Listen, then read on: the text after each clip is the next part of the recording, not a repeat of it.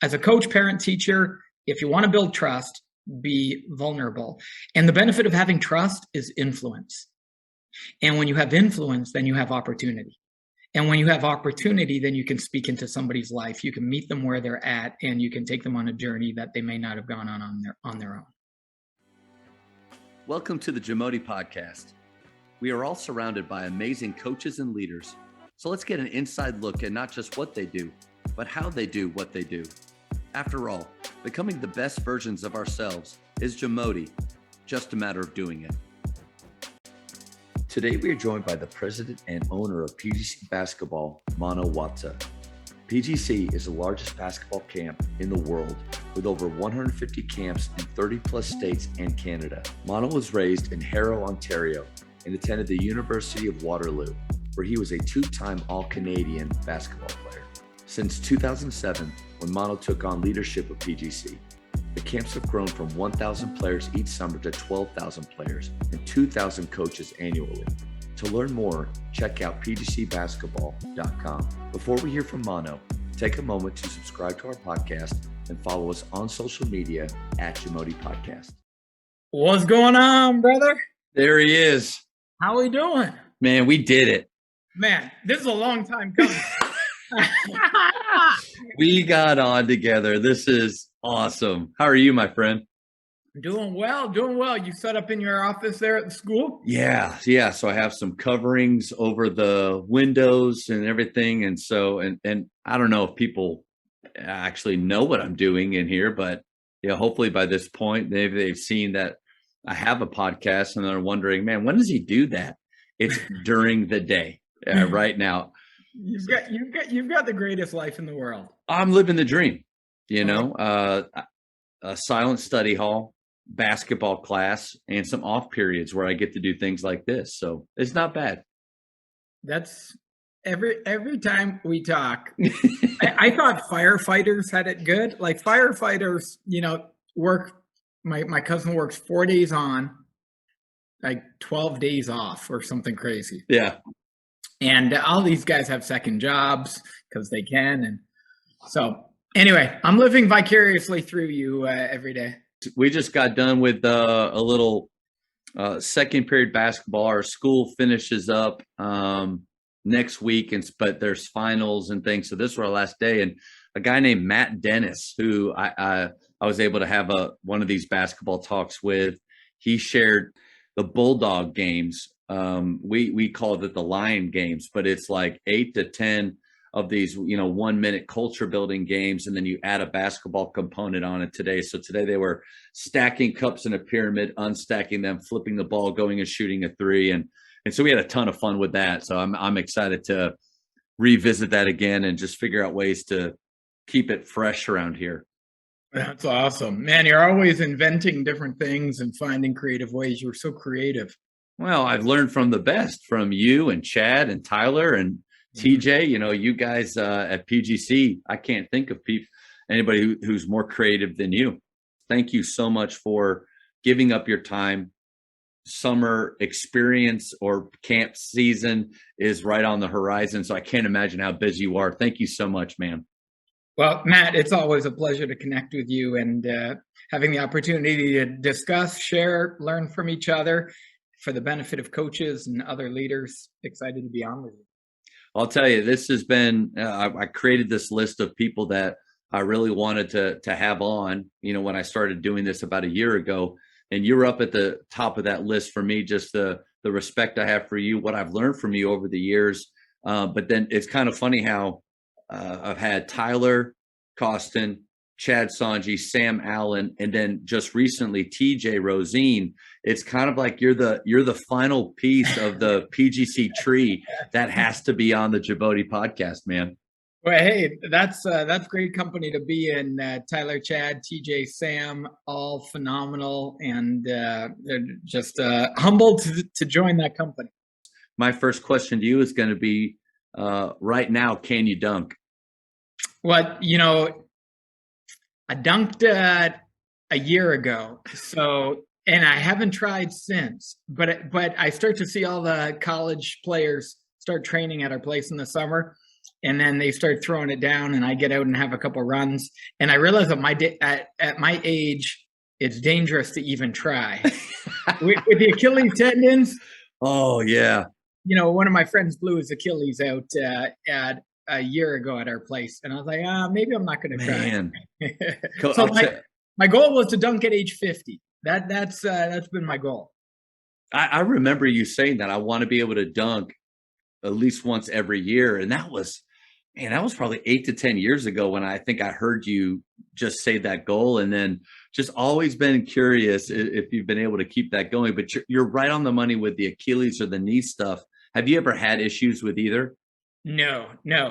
And I dunked at age 45 a year ago, and somebody recorded it as well. So that felt good. If that was my last dunk, I feel good about it. Feel good about it. I'm playing 3-on-3. This little place in Highland Park on Saturdays, and it's just going into it every day. This feeling of, man, is this the day that one of those things happens to me? And it's almost to the point where I don't know if I should even go do it. But then you get out there and you're playing and you compete, and you remember that love and that drive that you have for the game, even at our age. But that fear is there. Yeah, my physiotherapist tells me, Mano, calf raises every other day. Calf raises. So you think that he thinks that'll keep it from happening?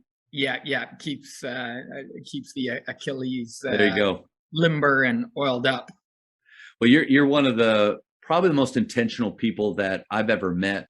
I think you're one of the best follows on social media, even though you don't post things just to get followers. You do it to really help people, and your daily habits. I mean, those videos that you were putting out maybe a few years ago now about your routine and the things you do.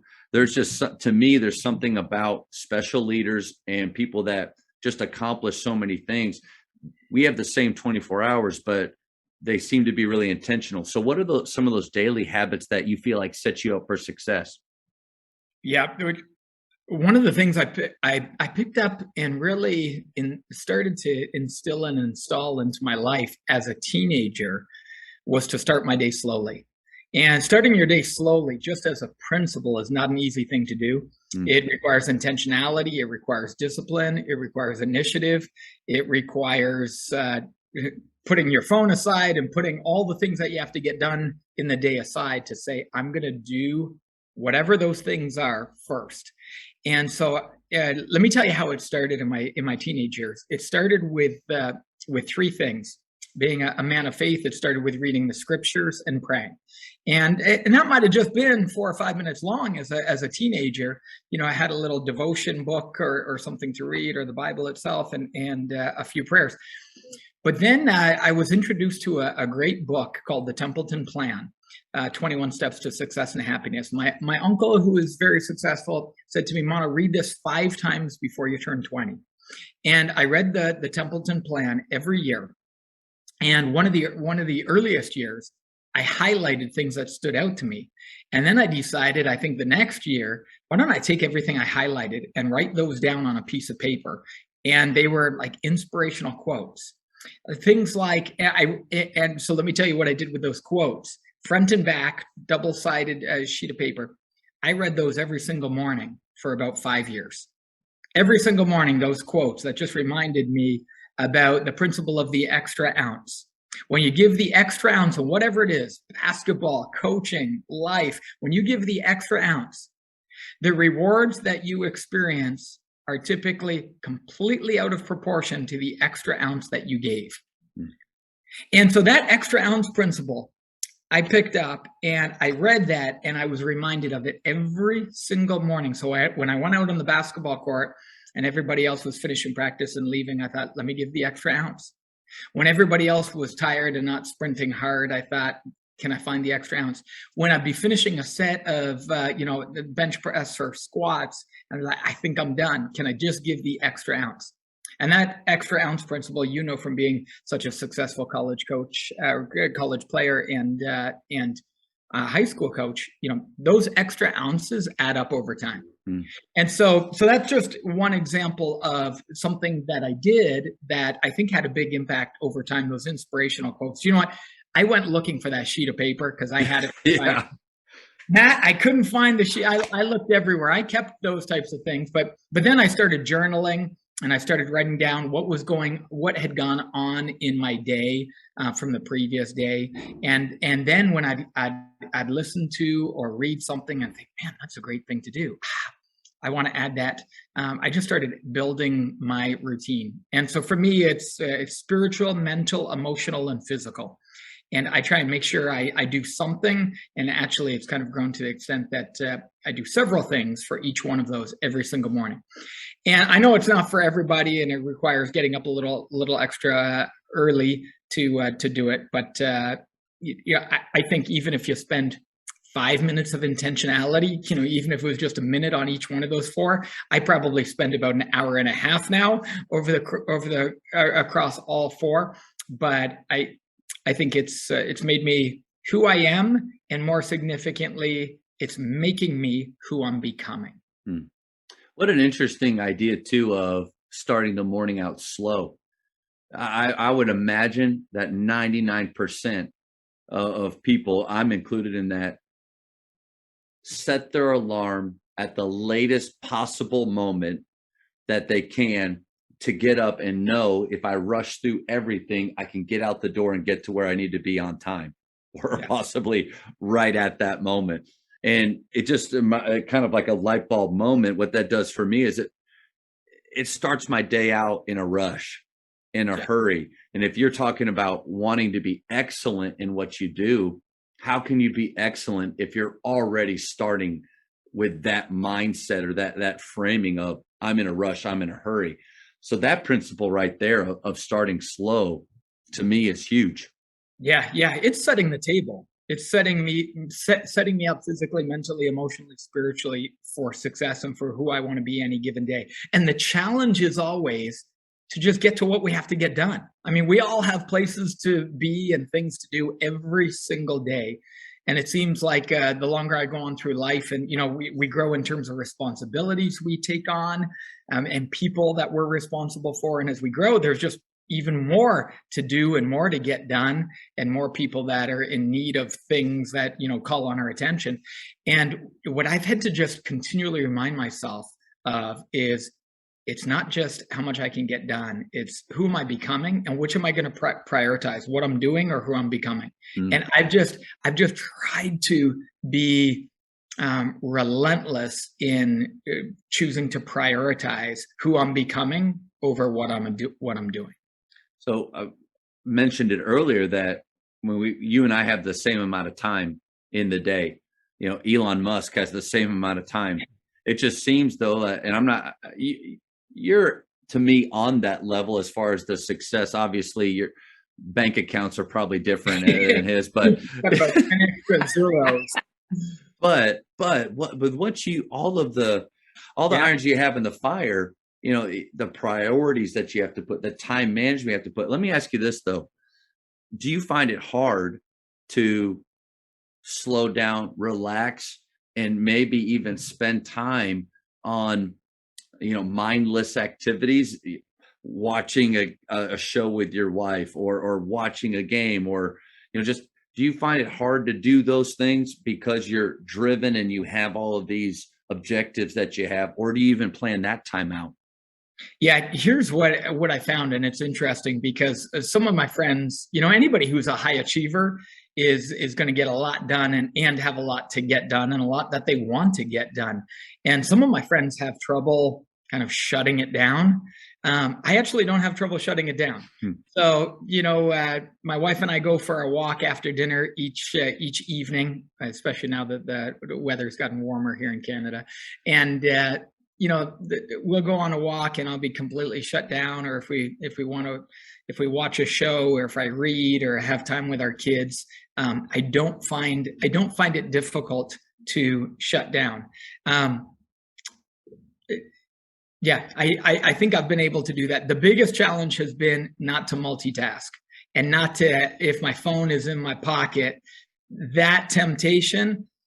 Gosh, I have to remind myself of that every single day. Mano, turn off technology and be present. Turn off technology and be present. And I think that's just going to be a lifelong fight. And hopefully, I always tell my kids, every action that you take is strengthening a habit that's either helping you or hurting you. And so I have to be really deliberate to say, okay, I'm about to strengthen a habit. Is this going to help me or hurt me? So this morning, I finish about 20 minutes of my morning routine upstairs. I come out to my barn here where I do some more of my morning routine and outside, and I pass by my phone. And the temptation is to pick it up and just check who texted me, what happened, how'd the game finish up last night. And I'm literally walking by my phone. I got to move my phone, by the way. James Clear, Atomic Habits, says, set yourself up for success with your environment. Putting my phone in the way of where I walk to finish my morning routine is not setting up my environment for success. So I'm going to move my phone somewhere else. But as I walk by it, I'm literally reaching for my phone and kind of like slapping my hand down at the same time. And just keep walking. You didn't touch it. You didn't. I didn't touch it. That's a win. That's a win. That's a win. But you're strengthening a habit that's either helping you or hurting you. So in the evenings, when I shut down with my family, I've got to wrestle that one to the ground and remind myself, hey, everything I'm doing is strengthening a habit that's helping me, not hurting me. I heard someone say, and he was old school. He's passed away now, and he said this 2 decades ago. But he said, he turned off technology entirely to be present, and he was encouraging others to do the same. That was before the phone. And, as you know, when we step out of our work days, there's friends we're communicating with, there's family, there's others on our phone. So it's impossible to shut down entirely. But that's my challenge. I always want to be present with people. One thing you said it multiple times, but it was really freeing to me because I really love, Tim Ferriss does a really good job of diving into people's morning routines. Yeah. And you just hear about all of these things that guys like you do it's such a transformational way to start your day. But then when, I've felt at times like when I'm not doing those things, I'm a failure. What's wrong with me? Why don't I have the same discipline? How do I get to stack all of those activities or all those habits that like someone like you has? And you made a comment like this several times that we need to give ourselves a break. You can't do everything. Choose the things that really refresh you, that start you off the right way. And then also you've reminded me over the years in different ways to start small, not just you go from 0 to an hour and a half worth of activities at once. Yeah. It's interesting that you say that, Matt, because just last week I was on with my executive coach, and we were talking about what the next level of performance looked like for me. And we had a fascinating conversation, and I was talking about these disciplines that I wanted to implement. And I was actually venting about my frustrations of my lack of discipline. And she said, Mano, you're the most disciplined person I know. What are you talking about? And here's the funny thing. I listen to these guys who speak, and these guys who have these unbelievable routines, like John Maxwell. Every day he reads, every day he writes. I was on a call with him one day several years ago, and he said to me, I asked him the question. I said, even when you're on the road speaking, like if you're traveling, are you still doing this entire morning routine? And he said, I can't do everything when I'm on the road, but I always do something. And that was really helpful for me because I thought, okay, every day I can't do everything. Some days I might get up a little late, so I'm not going to be able to get my full workout in. But surely I can get a 4-minute Tabata workout in, which is my high energy 4-minute workouts. And so things like that. But coming on back to the conversation that I had with my executive coach, I realized that I was comparing myself to others. And I was comparing myself to like the best in the world, the Tony Robbins, the John Maxwells, and feeling like a failure. And it was just a really good breakthrough conversation of just accepting myself where I'm at and not judging myself for past performance, because that never helps. If we're beating ourselves up and judging ourselves and why am I a failure, it's only going to make me feel more lousy.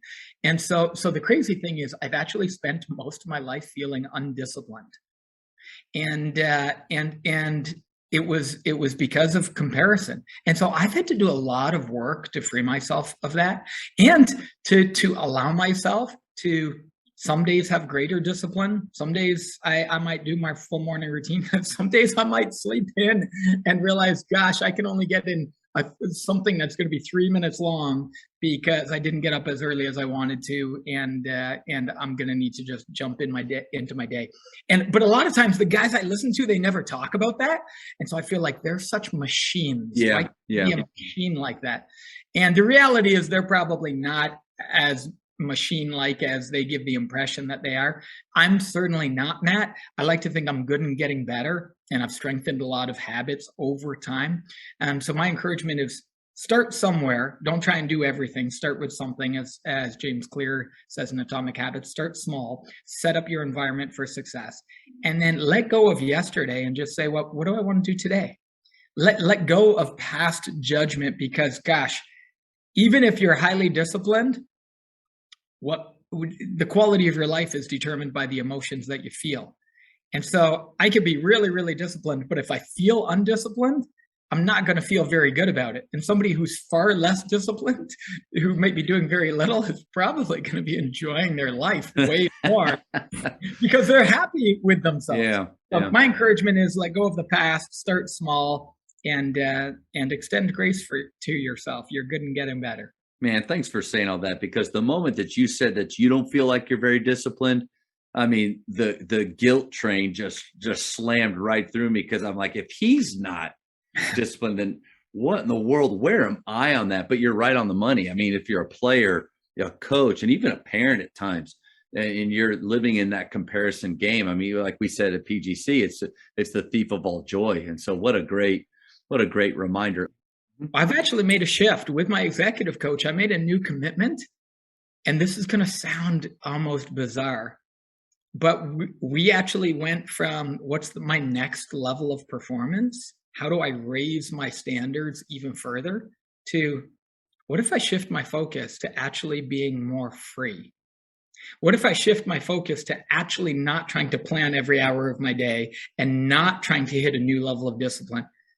What would it look like if I actually gave myself the freedom to read, think, and play more and be far more free flowing? So believe it or not, I'm actually shifting to that mindset, and I'm going to try it on and experiment with it for the next year. What do you think, though? You're going from the other side of it, where you have been ultra disciplined, and it's almost like you've given yourself the right to now think this way. Whereas it might be a danger for people to start with free this and that without any habits. And now, I don't know, because I feel like I'm more of they might be living on the street. That's right. That's right. Like, hold on, guys, start with discipline. And then when you get to that place, now you get to start to free yourself up. I mean, golly, a little bit like our faith. Yeah. Like we have to give up some things initially that the world thinks you're following these rules and you have to live by this code. But what they don't understand is that actually at the end frees us up to live a life full of enjoyment, full of the way that he designed us to live. The Jamodi podcast is powered by Sideline Interactive. Sideline Interactive is the leading manufacturer for high-quality, innovative scoring tables and LED video display boards that help coaches and schools bring more excitement to fans, create huge fundraising opportunities, and make their jobs easier. Visit sidelineinteractive.com to check out their amazing products. I've always wanted to journal and get into that, but never really felt like I've had a good, and I am one of those guys. I want to know how. Like, it's not just what you do, but how you do what you do. That's really important. Or to me, it helps me learn. So how do you journal, and maybe some steps to starting out in that? Yeah, I don't think there's a right or wrong here, but I can tell you what has worked and what I've done. And I've done journaling different ways at different times over the years. So I'll tell you what I do. I'll tell you what I used to do, and then I'll tell you what I do now. What I used to do, and I started it in my first or second year of college, I started journaling every day or two. and I would just write it was just a page, a little journal, a little smaller than this. And I would just write what was going on in my world. And I tried to write it from the perspective of maybe my kids or grandkids might want to read this one day. And I'm going to share just, really openly how I'm feeling, what exciting things are happening in my world, what disappointments I've been going through, tragedies, triumphs, whatever it might be. And so I did that. I have done that now for over 25 years. In fact, when I turned 45, I went back and read 25 years of journals. And I took a week and read 25 years and just relived memories, reread what I was thinking about life, faith, my career, my hopes, my family dreams. It was just fascinating to read through. I don't know if anybody else is ever going to read through that. Well, I was just thinking, Matthew McConaughey just put out a bestseller based on journals that he wrote. What is it called? Green Lights? Like, I read it. There's some insane parts to his story. I think that's incredible. And you think of just leadership life lessons that, that are packed in those pages. It's incredible. Yeah. That's an interesting one. Don't think anyone would want to read my journal entries like they would Matthew's. I've listened to a bit of the audiobook Green Lights, and it's fascinating. He made some major life decisions based on certain dreams that I just don't know if you should ever make life decisions on. Let me just say, my life is definitely not as interesting as it. You've never been alone in an apartment without any clothes on, banging a drum? No. So that's how I just journal every Sunday morning. So I've cut it back to every Sunday morning. And so I have 52 journal entries a year. At the end of every year, December 31st, I take about 3-4 hours and I read through all 52 journal entries. And then I recap what my accomplishments were in about 5 or 10 different areas. And then I sit down with my wife and we talk through all the accomplishments. We sit down as a family and we reminisce about the trips we went on and the dinners we had and all of those things. So that's been kind of a really neat best practice. And then on January 1st, I set some goals for the year and do that type of thing.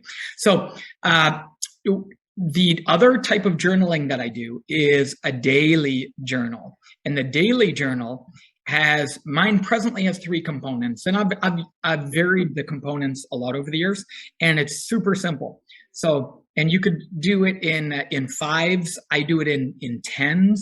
And so the first one is just accomplishments from the previous day. And I write down 10 accomplishments. And some accomplishments might be something as simple as prepared. I prepared well for something. I was prompt. I was energetic. I was encouraging. I was inspiring. I was, whatever it might have been. I took initiative. I completed my morning routine. I worked out. I said thank you. I'll just come up with 10 different things that I did, and then I'll do the same with gratitude. What are each of 10 things I'm grateful for? And then the last one, this is one new. I've been doing it for 6 months. I've heard people talk about it, and I just never gotten around to doing it over the years. But I write down who I see myself being and where I see PGC being in 10 years' time. And I rewrite it every single day, and I say it as I'm writing it, so that it's going through my lips and fingertips. And really, I believe that I'm not just making that a focal point, but I'm taking the future, I'm pulling it into the present as if it's now happening or has just happened. So I've never done it before. I've done it for about 6 months straight. Is it going to change my future? I don't know, but people talk about the value of that. So I thought, let me give this an experiment and a try. I had a question about, so you mentioned you and your wife going over some of those things at the end of the year, setting goals. How active is she with her daily routine? And I mean, is she kind of thinking in the same way that you think? Because I've seen, I mean, even Jana and I, there are some differences with the way we approach each day, and just curious. Yeah. For the most part, over our 24 years of marriage, she probably thought I was pretty crazy. Uh, she was not on the morning routine train. Interestingly enough, over the last probably 5 to 10 years, she's developed a lot of her own routines. Us us debriefing at the end of the year, that's probably the maximum I can get out of out of her to do that. That's fair. But you know, we'll debrief things. But yeah, she's got her own morning routines, and but they're probably much different. But she's become really consistent with her routine. Question about the statements that you write down, pulling the future and the present. I'll just share one of them. We're stretching into impacting players at higher levels of play. We're putting on our first ever session for Division I and pro players this summer. And so I have a vision that in 7 to 10 years time, we'll have 5 to 10 NBA All-Stars who are PGC grads. And right now Jamal Murray is a PGC grad. But what would it look like if we had 5 to 10 players that we're continuing to impact, support, stay in touch with, build into, that are all PGC grads? And I thought, wouldn't it be amazing to go to an NBA All-Star game 7 years from now and be able to have half a dozen to a dozen players that are NBA grads? And so I thought, well, I'm going to believe for that, and I'm going to start writing that down as an objective and outcome that I'm envisioning. What are some qualities that, and it doesn't have to be just one, what are some qualities that you see in great leaders? Yeah, I'll give you two that come to mind, and obviously, there's laundry lists of qualities. One of them is initiative. I think every great leader takes initiative for themselves, takes initiative for others. At PGC, we talk about doing more than your share. It's a player, a coach who's willing to do their share and more than their share. It requires energy. It requires commitment, but nothing happens without initiative. And it usually requires a leader to take initiative. If you think about seeing something that's not right. If, let's say, you're an assistant coach and you see something that's happening that's not right with your coaching staff, will you lead? What does it mean to lead? To take initiative, because it's always the responsibility of the person with the greatest awareness to raise something. So will you take the responsibility to raise something to the head coach or the coaching staff to say, hey, I see a challenge here, an issue here? That takes initiative, and that's leadership. And, in so many different realms, you're walking down the street and you see a piece of trash. Do you walk on by it, or do you say, I'll pick up that piece of trash? That takes initiative. And leaders do more than their share. Leaders do what others aren't willing to do, or what others don't even think to do. So I think initiative is a key part of leadership. It's something we've tried to instill in our kids, and something I attempt to instill in all the players that I coach. Yeah, that's so impactful, and it made me think of that initiative. It shows how much you care about where you are, because I'm not going to go the specific situation, but I've noticed something at Faith that recently that I don't feel like it needs to be here. But how much does it really bother me is based on the initiative that I take to I either swallow it and just let that continue, but then how much do I really care about this environment and what I feel like Faith represents and what it should be? And so I don't know. Every time I do these talks, man, I feel like there's so much that I get from it, but there's always one thing that maybe I was supposed to hear that on this call. And that might be it, because if I do consider myself a leader, but I'm seeing something that pulls away from the culture of our school, how can I do that? How can I let that go? Yeah. And that's directly tied to then the second quality that I think is essential of great leaders: humility. Hmm. And humility, let's just use it in the context of initiative in your situation. Being able to take initiative and say, hey, I see something that's not right. If you identify it with judgment or pride, others aren't going to be able to receive it. But if you can approach it with humility and being able to identify that this is just your perspective of how you see the world, and knowing how you see the world is not how the world is. It's just how each one of us see the world from our particular vantage point. And our particular vantage point is always skewed by the experiences that we've had and the things that we believe. And so if you're able to approach it with a sense of humility, that your way of looking at it isn't necessarily better than anyone else's.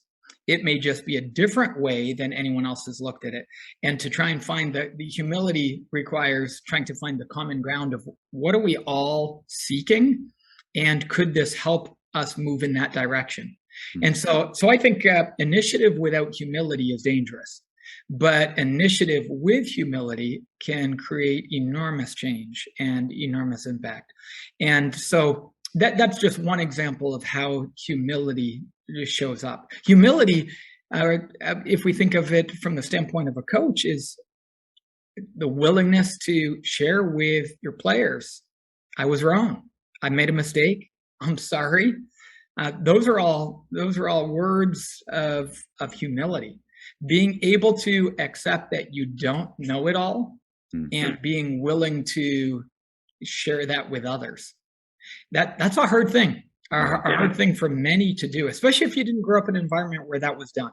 If that wasn't modeled, the things that haven't been modeled for us are often the things that are hardest for us to live out.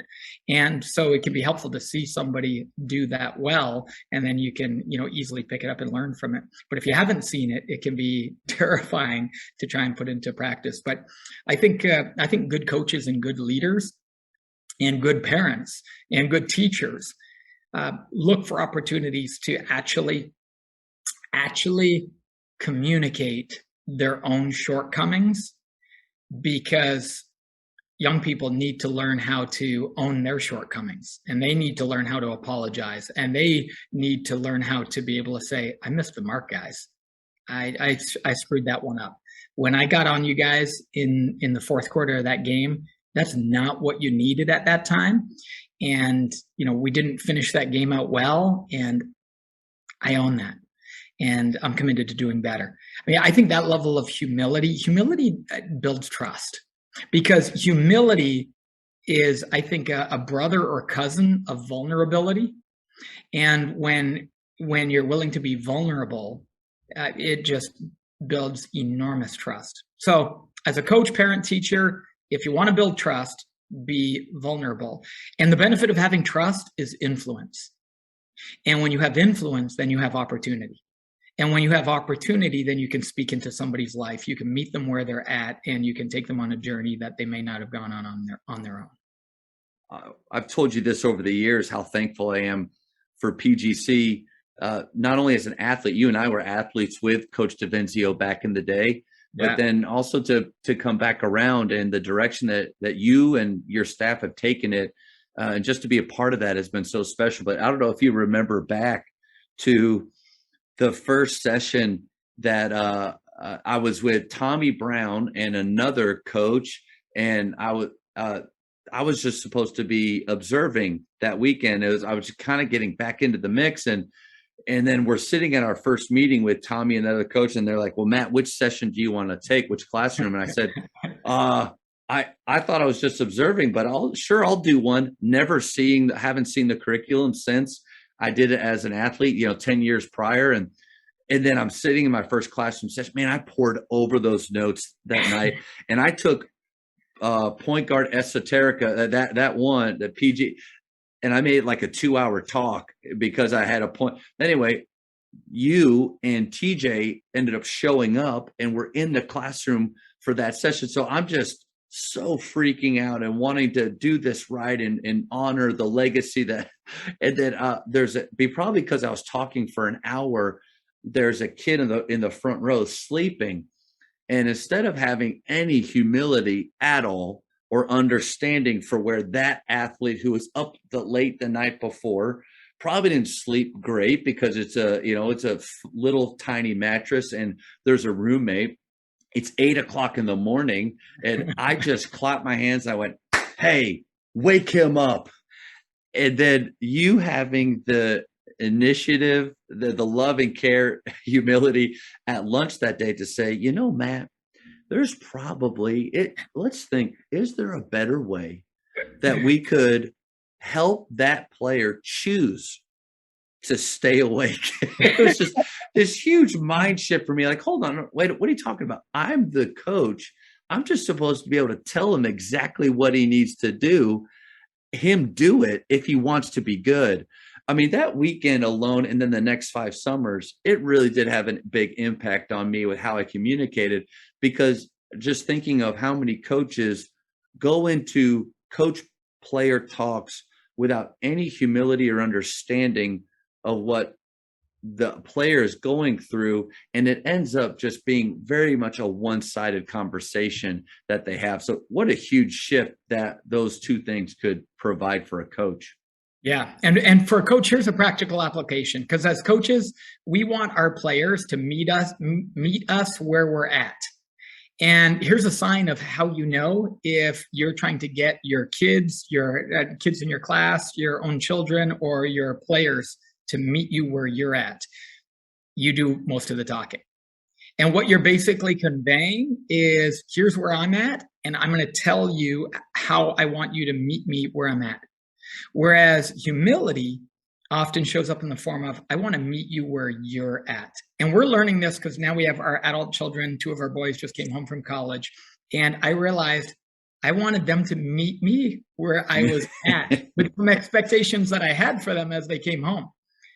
And one of the things that I've been realizing is, wow, I need to apply this principle now with them and meet them where they're at. And so what does it look like to meet somebody where they're at? A lot of times it's asking them questions and finding out where they're at, what they want, rather than telling them Mano's plan for their life. That's good. Coaches, the Jamodi podcast is powered by Biology. What's your BSA score? The Biology Skill Assessment is the only verified skills metric endorsed by the NIA and NJCAA to discover and develop the best talent for your team. This 10-minute, 100-shot test can be taken for free today on the Biology mobile app. Elevate your game. What are things that makes PGC different? Obviously, from having directed Point Guard College camps, you're familiar with our acronym SHAPE. And I won't dive in to any coaches listening. If you haven't been to a PGC session as an observing coach, we unpack SHAPE and how you can pack in these with our unique spelling, SCHAPE, these 6 leadership ingredients into everything you do to build a championship culture and to create championship performance. I want to unpack those. Coaches, if you haven't joined us, be our guest at one of our 100+ camps across the country this summer. But I'll summarize it in something I shared with our staff. Every month we hop on a staff-wide call, all 40+ of our staff, and we jump on and I do some teaching at the end of the call. We call it the PGC way.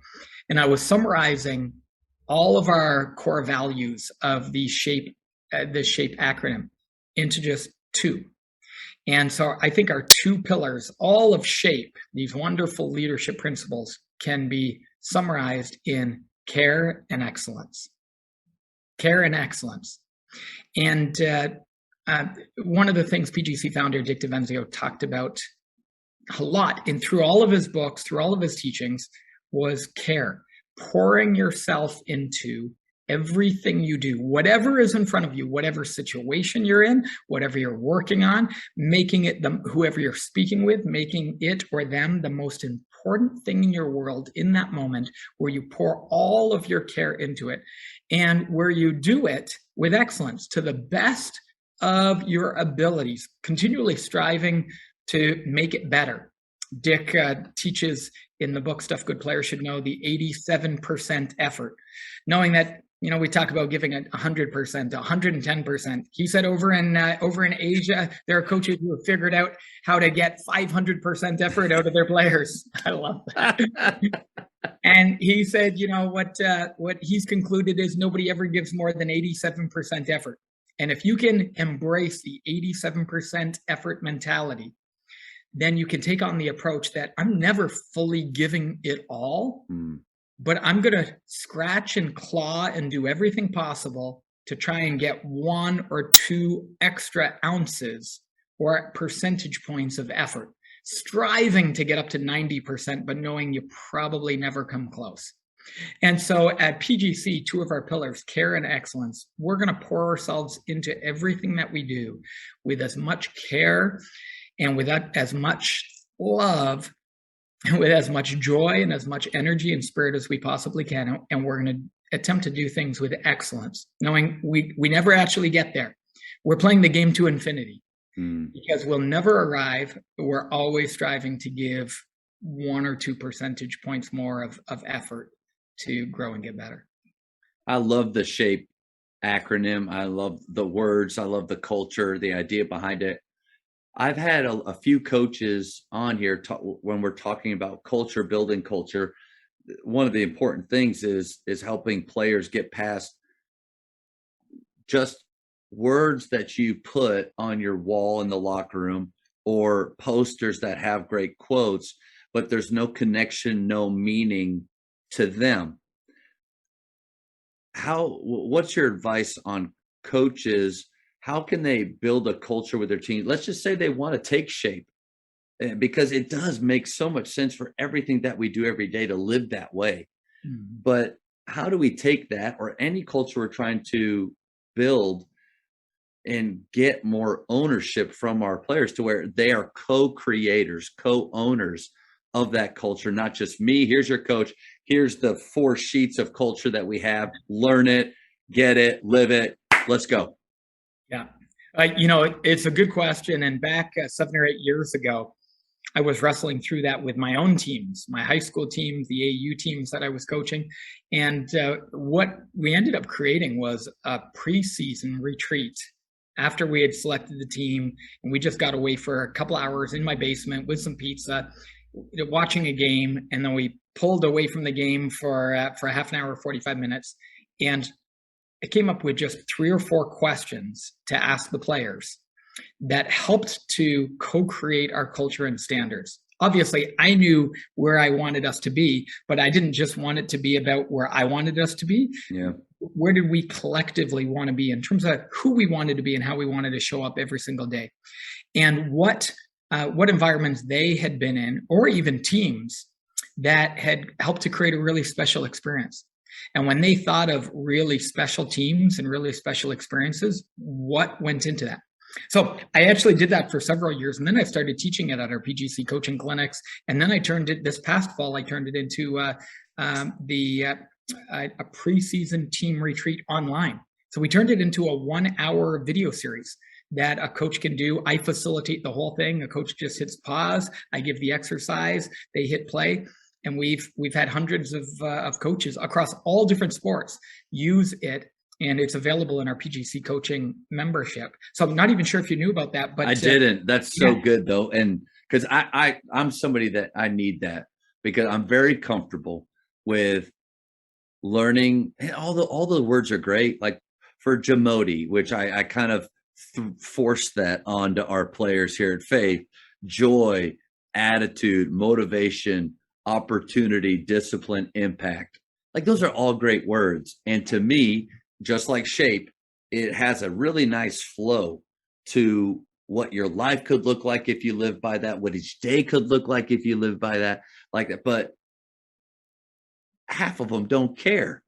Half of them, they could care less about your money. They don't think about those words. It doesn't guide them through the day. It doesn't, and so even a program where I feel like we've got a decent culture here, I find myself driving it 90-10, like 90% it's me forcing it, 10%, and I want to get it to where it's that 50-50 split, or even where they're more involved in taking it.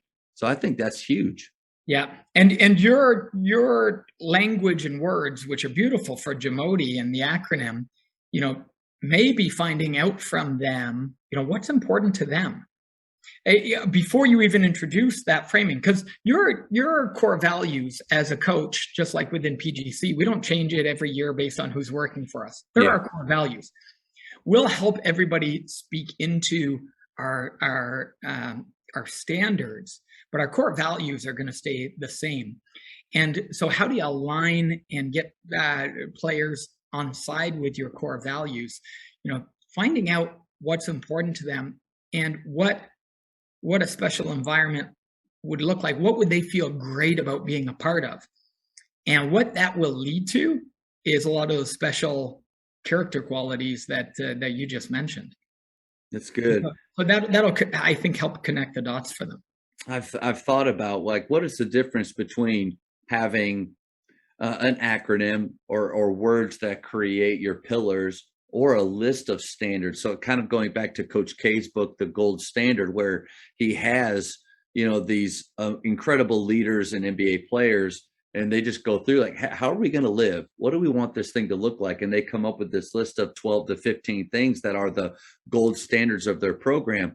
The beauty I see in that is the fact that it can change from year to year, but then one difference between a high school program, especially if it's a coach that wants to stay for a long time, like you and PGC, is directors, basket instructors, employees can come and go, but a high school coach hopefully will stay and remain. So you still have to have the overall flow and lane that you want it to go down, but maybe those standards can be different from year to year. Yeah. And for example, standards, you may keep extraordinarily high standards, but in our preseason retreat, we have the players help to identify what does a great locker room look like and feel like for you guys.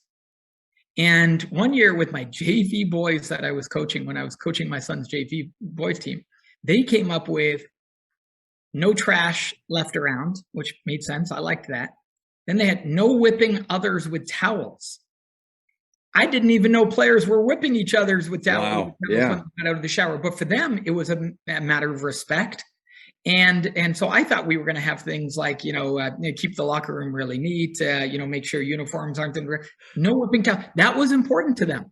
And I realized, wow, that's a great standard then, because we want respect. We want guys to feel good about each other, especially in the locker room. And so those are the types of standards that might flex or be slightly different. I was okay with not focusing on other things in the locker room that year, to focus on trash and to focus on nobody whipping each other with. What a great point, though. Like, how many things are happening in our program that we don't know? And if you're not staying present within your program and having meetings, scheduled meetings to stay ahead of issues that could come up, you're only going to be learning about things when it's already too late to really do anything or change it. And you're just going to be cleaning up or mopping up at that point. Let me ask you this about the team that you coached. I know that what you guys teach at PGC, I don't say what we teach, because I still feel like I'm a part of the family. You never leave the PGC. You never leave so you might not be working in the PGC team, but you're always a part of the always. PGC I'm always going to be a grad for sure. So what we teach does translate. Like, it actually does really work, because there are some books you can read, things you can watch or hear about, that sometimes when you're actually in it, when you're in the trenches, they just seem like pie in the sky ideals that really won't ever work or translate. I don't believe that about PGC, but what were some of the struggles that you realized, that were there at that JV level, that maybe not necessarily surprised you, but you just thought with what it would just go smoother and run better? Yeah, unquestionably, the player's level of focus. Their level of focus was just shockingly low. Just hey, look over here. Exactly. And had to help them acclimatize to higher standards of what it meant for, at that time we had hour and 20-minute practices, and how to stay locked in. And I realized I needed to adjust. I couldn't just try and get them to meet me where I was at. I had to meet them where they were at, part of that humility piece. So I realized I couldn't talk for 10 minutes straight and expect them to still be dialed in. I needed to change things to bite-sized pieces. I couldn't give them 3 pieces of to 3 things to do. I needed to give them 1. Let's do this, and this is the focus. Let's focus on this alone. So I had to adjust, and I had to meet them where they were at in order to take them to where they could go. PGC helped me with that a ton. And coaches, like you already mentioned, if you've never observed a session, you need to go do that. A shooting course, one of the summer sessions, it's one of the most transformational things that you can do. I used to give 8 different directions per drill, and then after being with PGC, realized they probably weren't doing any of them right. So the ability to scale it back and find out what is the main thing of what you're trying to teach, I think that's huge. Absolutely. Yeah. It's one I certainly get wrong as a coach, that I try and give too many instructions and too much information. You think about pregame, you think about halftime, think about post-game, and all the things we try and tell our players. At the end of a game, they've got nothing left in the tank emotionally, mentally, physically, and we're trying to tell them the 4 different things that went wrong. Save it for the next day. Right time, right place, right amount of information. It's certainly an area I had to grow in a lot as a coach. Going back to the focus piece that you said, where they, you were amazed at how they struggled with that. So down here in Texas, where football is king, many of us, football's first, and then it bleeds over into basketball season. We're already rolling for a month and a half or so, and football players come in. And this isn't, it's not shots fired towards any specific football coach or pro, but I've just seen, maybe because of who I've learned from, that our standards are different in basketball, and the way that we stand, the way we learn, the way we speak, the way we celebrate, and maybe just the nature of their practices and how much they spend 3 hours. So there's a lot of downtime, but these players come in, and there seems to be a culture shock when they first come over. And I don't know if I've always been good. I may have been more of the Bill Belichick, you become us, we don't become you. Part of me loves that mentality, but then, like you're saying, how can I help them come into it where it's not even I've been guilty of saying, hey, the football guys are here, or in referring to them as, hey, football guys, throughout the year instead of part of our team. What are some ways that we can bring guys in late to the program and get them sped up? I think first and foremost, a conversation with them. And with them as a group or individually, and depending on how many you have, to talk about, here's where we're at, here's where we're going, and want to bring you up to speed as quickly as possible. Here's some of the standards we've implemented or that we have, and having just a conversation. What questions do you have? Where do you see the struggles being for you guys in this? And how can I best support you as we get you up to speed with everything we've done and with our culture and standards? So they know right from the get-go that you're with them. You've got their back and you're with them.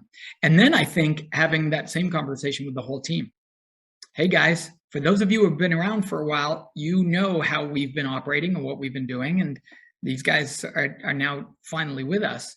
But let's talk about how we can do this really, really well. How can you be beside them to help them? How can you support them? So I think those 2 conversations would just be 2 really meaningful conversations that could get everybody aligned and on the same page. Coaches, the Jamodi podcast is sponsored by 3on3 Hoops Hub. 3-on-3 Hoops Hub has run over 350 3-on-3 basketball leagues for kids since 1997. 3-on-3 is the ideal format for players to get a lot of opportunities, work on all skills and positions, and have fun with their friends. Whether you want to build your program, raise some funds, or start your own business, you can bring 3-on-3 to your community and do it like an expert by learning from the best with 3-on-3 Hoops Hub's free 90-minute training. You can register at the link in the show notes. If you could go back and start over, what would it look like? Yeah. So first of all, I coached my first high school JV team when I was a varsity senior in high school. There was no JV coach, and a teacher offered to be that they didn't know anything about basketball, but they said there'd be the teacher presence if I would be willing to be the head coach of the JV team. So that was my introduction into coaching, and then I started college coaching at an early age as well, and have coached some now 30 years, close to 30 years. If I could do it all over again, here's the one thing that I would do, that more than anything else, I would go learn from others. I would find ways to go sit under experienced, seasoned coaches. Wouldn't even have to be within basketball, because during the basketball season it could be really difficult to see other coaches. So if our season finished in early March, who can I go see in April, May, June? Is there a soccer coach? Is there whatever that sport may be that I can go just learn from and sit under? I spend years just trying to figure it out on my own. And even going to coaching clinics and doing other things like that were really helpful. But that was all part of me figuring it out, as opposed to going and watching a master teacher coach a team. And I think modeling is just one of the best ways that we learn, even beyond just hearing somebody say something or reading something, seeing somebody actually do it. I think that's one of the reasons so many coaches benefit when they go to a PGC course. They actually see the director doing it, and then they realize, I can do that. Oh, I could put that into practice. That's how he framed it. That's really good framing. I've never thought about framing it that way. Oh, wow, look at how he focused on those teaching points and made that so simple. Look at the progress those players made. Wow, look how 120 players came together like they're a single team within a single day. How did he do that? Let me talk with him about it. I think if I could do coaching again, instead of me spending 10 years trying to, or the better part of probably 3 decades, trying to figure those things out, sitting under master teachers, even if it's not in the same sport, that's the number one thing that I would do differently. And to this day, if I had, so I just finished, my kids are all done. And through the pandemic, the teams that I was coaching, I wrapped up with my AAU teams as my kids have gone off to college. Haven't decided if I'm going to pick up another team again, as I'm pretty locked with everything PGC related, locked and loaded. But if I do, before I do, to find my next level, I'll go spend a couple months somewhere, not necessarily moving away, but with someone, even if it's in a different sport, just shadowing and learning from them. All right. So it's your 20-year-old self comes to you and says, who are 3 or 4 people that I should seek out to learn from, those master teachers? Who's on your list? Well, so I'm going to give you 2 things. First of all, I don't think you have to go find a Coach K. I think you find somebody in your community, and you just ask around in your community, at your school, within your program, who's the best coach you know, regardless of any sport. Who's the best coach that you know from everything you've heard? Ask an athletic director, ask other coaches. I would ask 5 or 6 different coaches, who's the best coach you've seen or you've worked with? And then I would go work with, go see if I can attend some of their practices, go watch a few of their games, etc. So that's first and foremost the approach that I'd take. But if we zoom out and say wish list, zoom out, who could I go with? Would love to spend a season with Jay Wright. Would love Dave Smart at Carleton University in Canada. They've won 16 of the last 19 national championships. Which is just unheard of and unparalleled. I played for him one summer. I learned more in one summer than I did in years. And, but that was from a player's perspective. He's a master teacher, has ridiculously high standards. I'd love to go spend a year learning from Dave Smart. Both Jay's, now retired. Dave is now no longer coaching his team. He's training coaches. But if I had a season and could do a do-over, it would be, hey, is there a way? Could I go be a grad assistant somehow with, somebody like Jay? It would probably take a book or a notebook to really describe how someone wins 16 out of 17.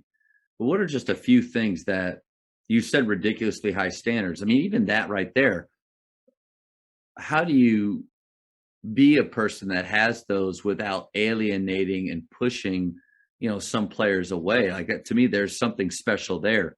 What are some ways that, or how did he do that? Yeah.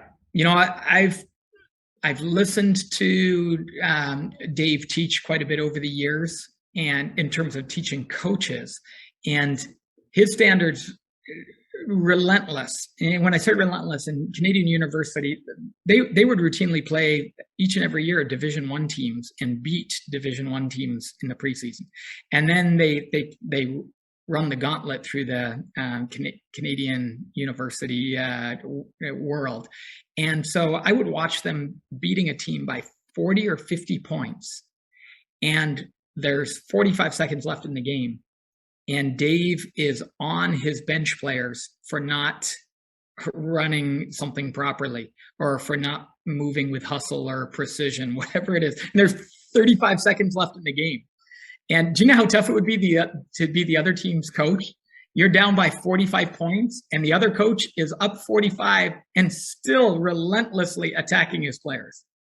And while I'm not in favor of relentlessly attacking your players, as you said, Dave has found a way to do that without crushing their confidence and without causing them to walk away from the program. They've stayed the course and they've become champions, and he does it year after year after year. And so I would be fascinated to see that. And he obviously understands human psychology, because he pushes them to the brink and they play with unbelievable confidence. And that's a really difficult thing to do. And I don't even know how he's been able to do that. So I'd love to see it firsthand. So many people get to learn from you and talk with you. I've been through PGC sessions with you over the years, but after the speed round, we're going to know you better than we ever did before. I'm nervous. You got me nervous here. Let me take another sip. Yeah, take a sip. This is going to come fast. Mm-hmm. All right. What if I don't have answers? You can say pass. Oh, beautiful. Okay, that's great. Favorite ice cream flavor? Oh, I'm going to go with French vanilla. For high school, shot clock or no shot clock? Shot clock. Favorite NBA player of all time? Steph Curry. Favorite NBA coach of all time? Let me go back. I'm going to have to put Magic Johnson number 1. Okay. Steph Curry number 2. I like that. Favorite, not just NBA coach, favorite coach of all time?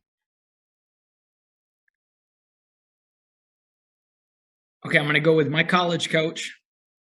He instilled confidence in me, believed in me. Nobody can top that. When somebody believes in you. It's amazing watching great coaches from afar, but when you have somebody who believes in you, I would have never become the player I became if he didn't believe in me. And so as coaches, believe in your players, tell them you believe in them, speak truth and potential into them. But I'll just land the plane there by saying then outside of my coach, Steve Kerr. Just Nice. Love his approach. Yeah. Love it. Texting or talking? Talking. Favorite holiday? Anywhere warm. Nice. If you could travel back in time, what period would you go to? Senior year of high school. And final year of college. Best of times. Even Nice. your year of elementary school. If you meant my lifespan, if you meant Anytime. Yeah. I don't know. There were some pretty tough times in the world over the past several centuries. So I think I'll go back to my earlier years when you're at the top of the class at any level of school. Usually pretty special. That's good. Your favorite place to travel? And I know you said anywhere warm, but in one of those places, where do you like to go?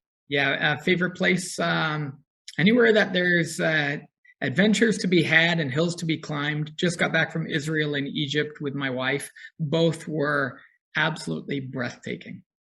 Really cool videos too that you shared. I felt like I was there with you on those. So very cool. Appreciate how you saw the Monday mindsets. Oh yeah. Oh yeah. A favorite childhood TV show?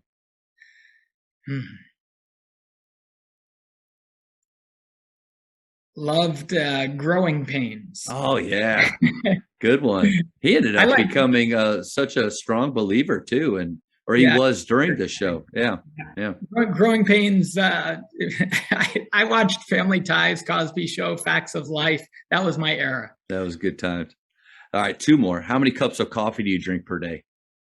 0, but a lot of water, and I love coconut water. Okay, coconut water. Never been a coffee drinker. It wasn't that I was trying to avoid it for health reasons. Just never took a liking. What about caffeine in general? Green tea, anything? You don't seem to need the caffeine stimulant, but yeah. Yeah, no caffeine, nothing carbonated either. Pop, sodas, can't do anything carbonated. I don't know why. It probably helps your digestion too, because I always feel like when my stomach is upset, I'm probably having even just like those wonderful energy drinks that I love that have the carbonation in it. But we don't need to go down there. Last one, and you can also choose neither on this question: Godfather or Star Wars. I'm going to go with neither. Okay, favorite movie or genre of movies? Love the adventure Indiana Jones style movies. I mean, classics. Yeah. I could watch those over and over again all day long, every day.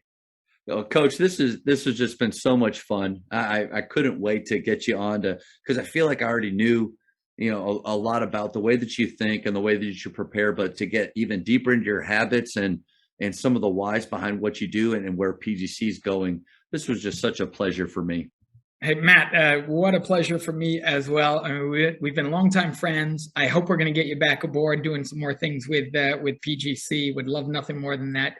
You've had such an impact, not just with the Baylor program over all these years, but with players and coaches across the country, and now with the podcast and the impact that you have here as well. And I just want to celebrate, at PGC, we're big on celebrations. So I want to celebrate you on being such a thoughtful and great interviewer. Just outstanding questions. And one of the things that I noticed that noted that you do particularly well is just being present, even though you've got questions that you may want to get to. I think one of the arts of interviewing well is being able to be totally present and in the moment, and you live that out. So as we say at PGC, big snaps to you. Thanks for that. Hey, real quick, because I mentioned how great of a follow you are. If people want to check you out and start to learn from some of your Monday mindsets or Mindset Mondays, and then also learn more about PGC, where can they go? Sure. First and foremost, pgcbasketball.com. Can find PGC Basketball on any of our social media channels. If you'd like to join our email list and get our weekly 3-point plays, which is a basketball tip, a leadership lesson, and a life principle, we send those out every Thursday. Every Monday, we share our Monday mindset, which is a video of just what I'm learning, what I'm growing in, and wherever I'm at in the world, sharing something that hopefully can provide a bit of insight or inspiration. And you can get that by joining our email list at pgcbasketball.com, or just jump onto Instagram, Twitter, or Facebook. It's just Mano Watsa, MANOWATSA, and can give a follow there, and you'll get those videos every Monday as well. Man, thank you so much for today, my friend. This was special for me. Totally special for me too. Matt, appreciate the time. And thanks, coaches and leaders. Thank you for checking out today's episode. Please take a moment to subscribe to this podcast, share it with your fellow coaches, and find us on social media for what's coming up next on the Jamodi Podcast. It's just a matter of doing it.